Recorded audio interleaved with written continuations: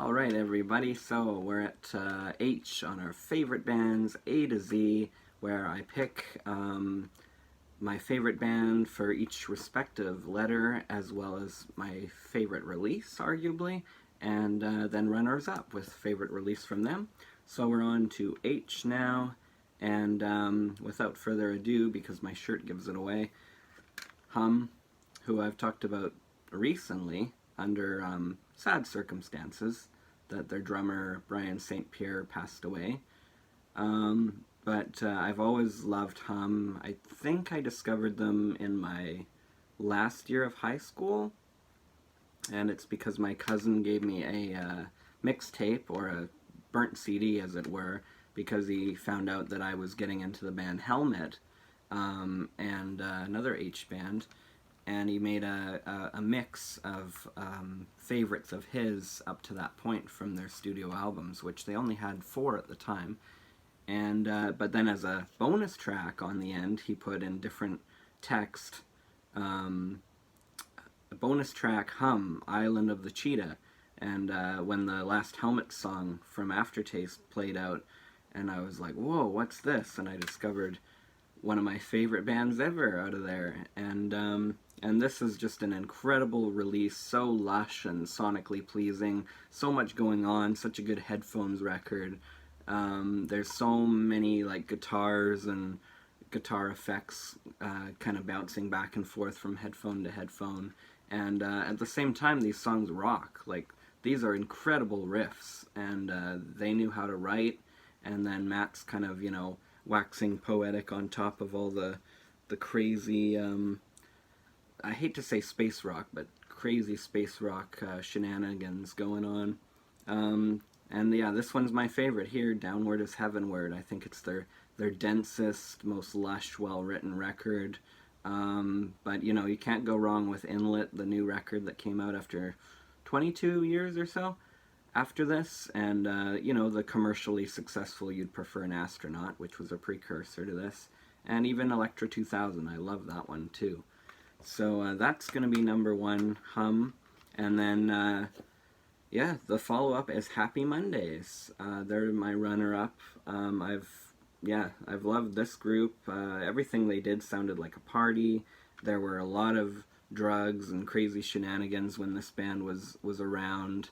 And Sean Ryder's first book, I really recommend, because, yeah, the way he writes and the humor, and it was a really entertaining read. I only picked Bummed as my favorite of Happy Mondays, mostly because Performance is on here. I really like that, and then Wrote for Luck, which is an incredible one, the album version.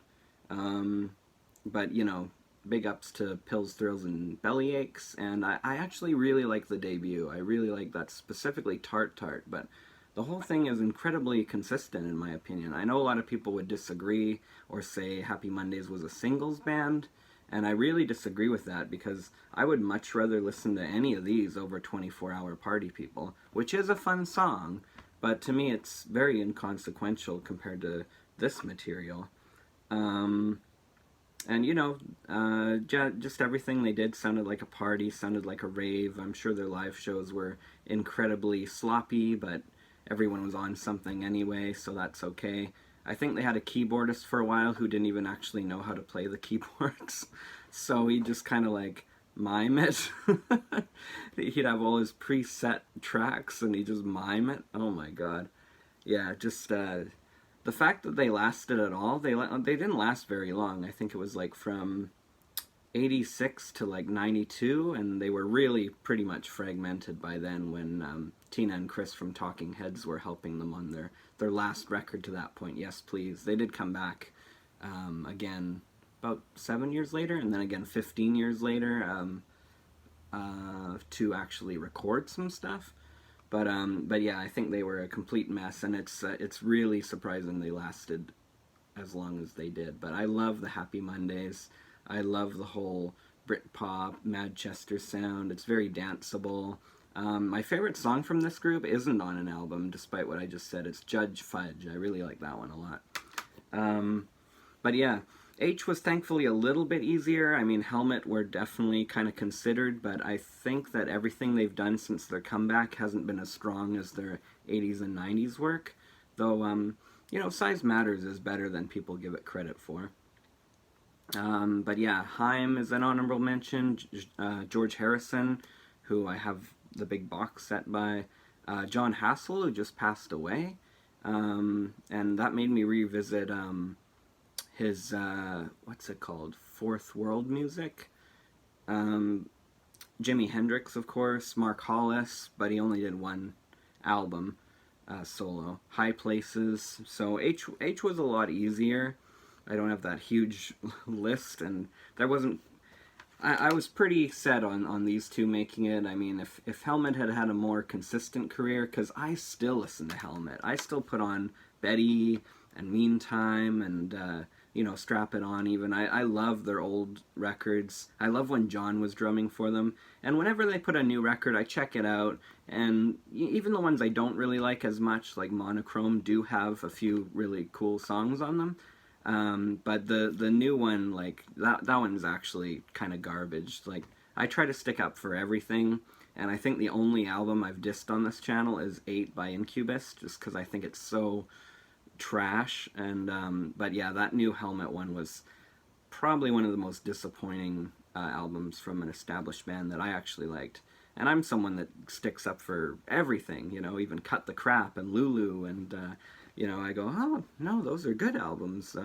Maybe not Cut the Crap, but I do get enjoyment out of it. And Lulu, I thought, was great. I'm with David Bowie. I thought that was a good album. Yeah, so tomorrow we'll do I, which, again, should be an easier one because there aren't too many I bands, but there's some good ones in there. And, yeah, we'll do J and K, and then it'll start to get really, really, really hard again. Yeah, so thank you so much for watching. Peace and love, everyone, and we'll check you tomorrow when we do I bands. Thank you for watching. Favorite bands, A to Z.